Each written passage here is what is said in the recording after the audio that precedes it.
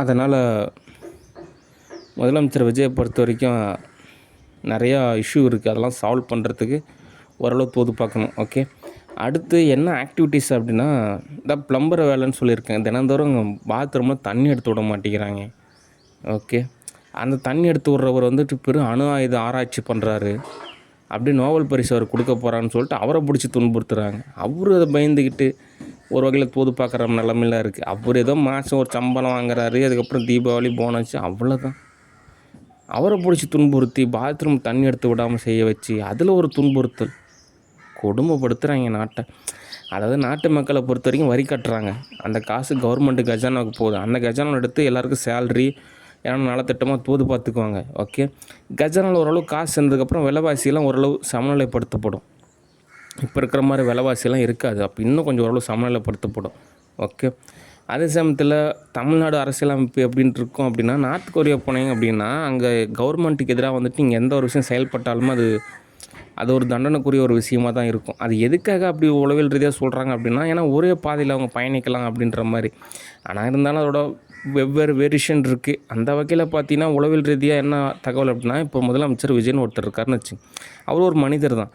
அவரோட பயோகெமிஸ்ட்ரி உடச்சி அவரோட மனசை வேதனைப்படுத்தி அவரை துன்புறுத்தி அவர் ஒரு நாள் அலுவலக பணியில் தோது பார்க்குறப்போ அவர் அந்த மாநிலத்துக்குள்ள இருக்கக்கூடிய அந்த மாவட்டத்தில் இருக்கக்கூடிய ஏதோ ஒரு நபர்களுக்கு நலத்திட்டத்தை சில விஷயத்தை அறிவிக்கிறாருன்னு வச்சுங்க. அவருக்கு போட்டு துன்புறுத்துறதுனால அவர் அது காலதாமதம் ஏற்படுத்துவார். இல்லை அப்படின்னா அவருக்கு தோதாகாத வகையில் நிகழும். அதுவே ஒரு நாள் ரொம்பவே மோட்டிவேஷனாக, ரொம்பவே உற்சாகமாக, ரொம்பவே ஒரு மகிழ்வாக, ரொம்பவே ஒரு நல்ல படத்தில் இருக்கிறப்போ என்ன தேவையோ அது நடக்கும். ஏதோ ஒரு யூடியூப் சேனலில் ஒரு லைக்ஸ் கிடைக்கும், வியூஸ் கிடைக்கும், அதில் கொஞ்சம் காசு கிடைக்கும், நீங்கள் ஒரு வகையில் தோது பார்க்கலாம். ஆனாலும் யதார்த்த ரீதியாக நிறையா பெனிஃபிட் தோதாகாமல் போகும். இப்போ யூஎஸ்ஏவே பார்த்திங்கன்னா தனியார் அமைப்பில் நிறையாவே இருக்குது. ஆனாலும் அவங்க எல்லாமே ஒரு மைய நிலைப்பாடாக கவர்மெண்ட்டை தான் சார்ந்திருப்பாங்க. ஓகே, அவங்க எதுக்கு எடுத்தாலுமே ஒரு கவர்மெண்ட்டை தான் சார்ந்திருப்பாங்க. ஏன்னா அந்தளவுக்கு ஒரு இணக்கமான ஒரு நிலையில் இருப்பாங்க. ஆனால் கவர்மெண்ட்டை பொறுத்த வரைக்கும் அவங்கள தள்ளி வச்சுக்கிட்டே தான் இருப்பாங்க.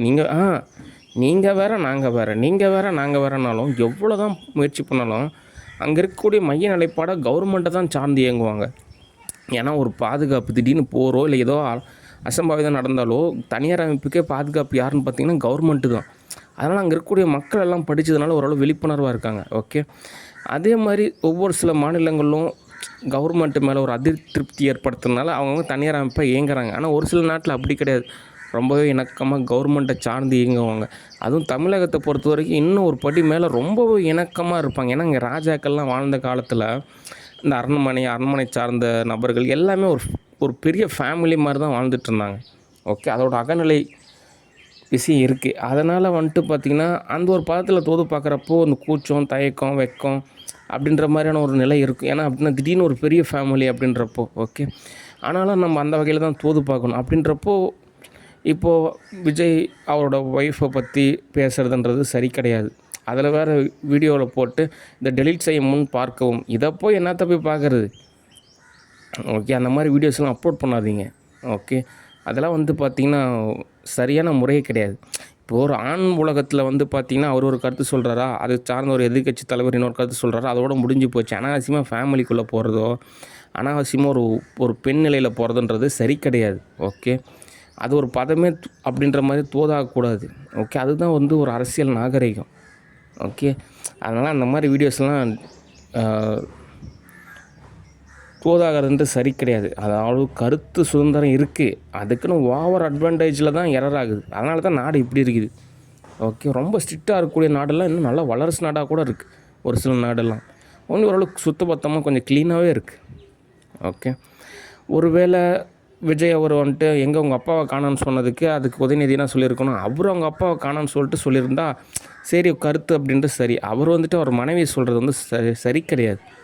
ஓகே, அதே சமயத்தில் மிகப்பெரிய ஒரு பழம்பெரும் ஒரு அரசியல்வாதியாக ஸ்டாலின் அவர் தன்னை தோது பார்க்குறதுன்றது சரியான ஒரு பதம் கிடையாது. அது பதில் நிறையா புக்ஸ் படிக்கலாம், நிறைய வகையில் தோது பார்த்தா தான் ஒரு தீர்வு. ஓகே, அடுத்து கட்சி சார்ந்த நிர்வாகிகளை பொறுத்த வரைக்கும் என்னுடைய சேல்ரி அப்படின்ற டிஸ்கஷன் அப்படின்றப்போ கவர்மெண்ட்டில் இருந்து சேல்ரி அப்படின்றப்போ ஒரு கிங்டம் அமைகிறப்போ அந்த ட்ரில்லியன் அளவு செக்கு தர்றப்போ நான் ஓரளவு தோது பார்த்துக்குவேன். தற்சமயம் என்ன தீர்வு அப்படின்னா, இந்த மாதிரி கவர்மெண்ட் எக்ஸாம் எழுதி கவர்மெண்ட் வேலை வாங்கி அதில் சம்பாதிக்கிறதுன்ற கொஞ்சம் சிரமம். அதுக்கு பதிலாக கட்சி அப்படின்றது ஒரு கவர்மெண்ட்டு மாதிரி தான். அதனால் கட்சி சார்ந்த ஒரு நிர்வாகவியலில் எனக்கு ஏதாவது ஒரு பதவி அதிலேருந்து ஒரு தொகை கொடுத்தீங்க அப்படின்னா என்னுடைய தேவைக்கும் ஓரளவு தோதாக இருக்கும். ஓகே, கட்சியில் ஏதாவது ஒரு பொறுப்பு அதில் ஒரு தொகை ஓரளவு நானும் கட்சி நிர்வகிச்சுக்குவேன், எல்லாமே ஒரு வகையை தோது பார்த்துக்குவேன். அப்படின்றப்ப நீங்கள் எனக்கு கேஷ் தரத்துக்கு சரியான ஒரு தீர்வாக இருக்கும். ஓகே, கட்சி சார்ந்த அலுவலகம், கட்சி சார்ந்த ஒரு அமைப்பு, கட்சி சார்ந்த எல்லா வகையிலும் நம்ம தோது பார்க்குறப்போ நிறைய வகையில் தோதாகும். இப்போ ஸ்டாலினை பொறுத்த வரைக்கும் எல்லாமே தோது அமைச்சு கொடுத்து கதரை விட்டு கடைசியில் வந்துட்டு அவர் தனக்கு சாதகமாக எல்லாத்தையும் அமைச்சுக்கோ அப்படி. அவர் நல்லா மிருகத்துவம் அப்படி ஓ அப்படின்னு நல்லா அப்படியே நல்லா மெருகேற்றி கடைசியில் நறுக்குன்னு துன்பத்தை ஏற்படுத்தி நறுக்குன்னு அவர் தான் பக்கம் இழுத்துக்கலான்னு பார்ப்பார். அது ஒரு வேதனையான ஒரு விஷயம் தான். அதே போல் கட்சியும் பொறுத்த வரைக்கும் நம்மளும் அதே மாதிரி நல்லா நிறையா வகையில் தோது பார்த்து எல்லாருக்கும் என்ன தேவை, படிப்பு தேவையா, காசு தேவையா, உழைப்பு தேவையா, என்ன உங்களுக்கு தேவை, அதை படி தோதாக அமைச்சு கொடுத்து அவங்களுக்கு ஒரு பாதையை காமிச்சு கொடுத்தோம் அப்படின்னா அந்த பாதையில் அவங்க பயணிச்சுக்குவாங்க. ஓகே, அடுத்து என்னுடைய சேலரி டீட்டெயில்ஸ் நான் சொல்லிட்டேன். எனக்குமே காசு தேவைப்படுது. அப்படின்னா தான் நான் தோது பார்க்குறதுக்கு எனக்கு தோதாக இருக்கும். ஓகே, சரி, அடுத்த தகவல். கவர்மெண்ட்டை பொறுத்த வரைக்கும் ஆல்ரெடி சொன்ன தகவலே நீங்கள் ஃபாலோ செஞ்சிங்கனாலே போதும். ஓகே, தற்சமயம் என்ன தேவை அப்படின்னா எனக்கு சேலரி தான் தேவை, எனக்கு ஒரு தொகை தான் தேவை. அது தோது செஞ்சிட்டிங்க அப்படின்னா யூனிவர்சல் லெவலில் உங்களுக்கு பர்மிஷன் கிடச்சிரும், உங்களுக்கு தேவையானது எல்லாமே தோதாகும். ஓகே, சரி, அடுத்த தகவல் கம்பெனி டிஸ்கஷன். கம்பெனியை பொறுத்த வரைக்கும் JM Dev groups private limited கம்பெனியில் எல்லா கம்பெனியுமே நான் இன்க்ளூட் செஞ்சுருக்கேன். எல்லா கம்பெனியில் இருக்கக்கூடிய பணியாளர்களுக்கு மற்றும் அதை சார்ந்த நபர்களுக்கும் என்ன தகவல் அப்படின்னா எல்லாருக்குமே சேலரி டேட் ஒன்று இருக்கும். அந்த டேட்டில் சேலரி கொடுத்துருங்க. ஓகே, 1ஆந்தேதியாக சேலரி, அடுத்து 2ஆந்தேதியாக சேலரி, 3ஆந்தேதியாக சேலரி, 4, 5, 6, 7, 8, 9, 10 கரெக்டாக அந்த டேட்டில் சொல்லிடுங்க. அந்த டேட்டில் கரெக்டாக சேலரி கொடுத்துருங்க.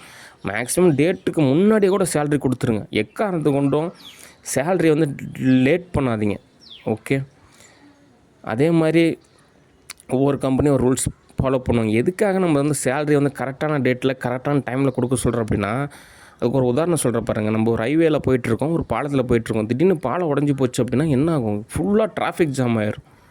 அந்த டிராஃபிக் ஜாமில் ஒருத்தர் 2 பேரில் இல்லை, பல பேர் ஸ்தம்பிச்சிருவாங்க. அதனால் சேலரி பொறுத்த வரைக்கும் கரெக்டான டேட்டில் கரெக்டாக கொடுத்துருங்க. ஓகே, அப்போ தான் நமக்கு நிறைய வகையில் தோதாகும். ஓகே, அடுத்து அக்கௌண்ட்ஸை பொறுத்த வரைக்கும் சில உளவியல் ரீதியாக சில நபர் காசு கொடுத்தோம் திரும்ப தரல அப்படின்ற மாதிரி எதிர்பார்க்கலாம். ஆனால் என்னோடய நிலையை பொறுத்த வரைக்கும் நான் ஒரு ராஜாவாக இருக்கிறனால திரும்ப லட்சக்கணக்கில் நான் காசு கொடுத்துருவேன். ஓகே, அந்த மாதிரி நீங்கள் தோது பார்க்கணும். ஓகே, அதனால் மேக்ஸிமம் யார் யாருக்கு என்னென்ன தொகை அது நிச்சயமாக கிடைக்கும், நிறையாவே கிடைக்கும். ஆனால் கொஞ்சம் சூழ்நிலை அந்த மாதிரி இருக்கிறனால கொஞ்சம் பதமாக புரிஞ்சுக்கணும். ஓகே, அவ்வளோதான் தகவல். மற்றபடி யார் யாருக்கு எந்தெந்த இடம்னு சொல்லிட்டேன். அந்தந்த இடத்துல போய் அவங்கவுங்க செட்டில் ஆகுங்க. ஓகே, மற்றபடி கம்பெனியை பொறுத்த வரைக்கும் என்னுடைய செயல்பாடு என்னன்றது சில வீடியோஸ்லாம் அப்லோட் பண்ணணும். அதுக்கப்புறம் சிஓ கிட்ட தான் நான் நிறைய விஷயம் பேசணும். என்னையும் நிறைய வகையில் நான் தோது பார்த்துக்கணும். ஏன்னா எனக்கு நிறையா படிப்பு தேவைப்படுது. ஓகே, சரி, அவ்வளோதான் தகவல். சரி, அடுத்த தகவல் ஸ்டூடியோ டிஸ்கஷன். ஸ்டூடியோ பொறுத்த வரைக்கும் என்ன தகவல் அப்படின்னா, தேவ் ஃபவுண்டேஷன் நம்ம காசு கிடைக்கிறப்ப தோது பார்த்துக்கலாம். ஸ்டூடியோ பொறுத்த வரைக்கும் ஒரு டைரக்டர் நான் சொல்கிறது தெளிவான தரம் பொறுமையாக கேட்டுக்குங்க. நம்ம இன்றைக்கி ஒரு மூவி புக் பண்ணுறோம். ஓகே, இன்றைக்கி புக் பண்ணியாச்சு, நாளைக்கு நம்ம ரெஸ்ட் எடுத்துக்கலாம். சரி, ஓகே, நம்ம நேற்று மூவி புக் பண்ணோம், இன்றைக்கி கொஞ்சம் ஓரளவு ரெஸ்ட் எடுத்துக்கலாம். ஓகே, ஒரு என்டர்டைன்மெண்ட்டாக டைம் ஸ்பெண்ட் பண்ணலாம். சரி, ஓகே, எல்லாமே ஓகே தான். தினந்தோறும் பார்த்திங்கன்னா செலவு அப்படின்ட்டு இருக்குது. ஓகே, நம்ம எவ்வளோ வரவு சம்பாதிக்கிறோமோ அதை பொறுத்து தான் செலவு. ஆனால் தினந்தோறும் வரவு இருக்கோ இல்லையோ, ஆனால் செலவு அப்படின்றது நிச்சயமாக உறுதி. அதனால் நம்ம தினந்தோறும் உழைக்கணும். சில நாள் ஸ்டூடியோவில் நான் லீவு, நான் மட்டும்தான் நீ ஸ்டூடியோவில் லீவு, மற்றவங்க வேலை செய்கிறீங்க, வேலை செய்யலாம். ஓகே, அதனால் நம்ம தினந்தோறுமே நம்ம உழைக்கணும். அப்போ தான் நம்மளோட செலவு எல்லாத்தையும் நம்ம ஓரளவு சமநிலைப்படுத்துறதுன்றது தான் சரியான ஒரு தீர்வாக இருக்கும். ஓகே, அதே சமயத்தில் நம்ம வீடியோஸ்லாம் கொஞ்சம் அப்லோட் பண்ணணும், எடிட் செஞ்சு அப்லோட் பண்ணிட்டு அதுக்கப்புறம் தான் நம்ம அடுத்த மூவி தோது பார்க்கறதுன்றது தான் சரியாக இருக்கும். ஓகே, சரி, இன்றைக்கு தகவல் போதுமானது. நன்றி, வணக்கம், பாய்.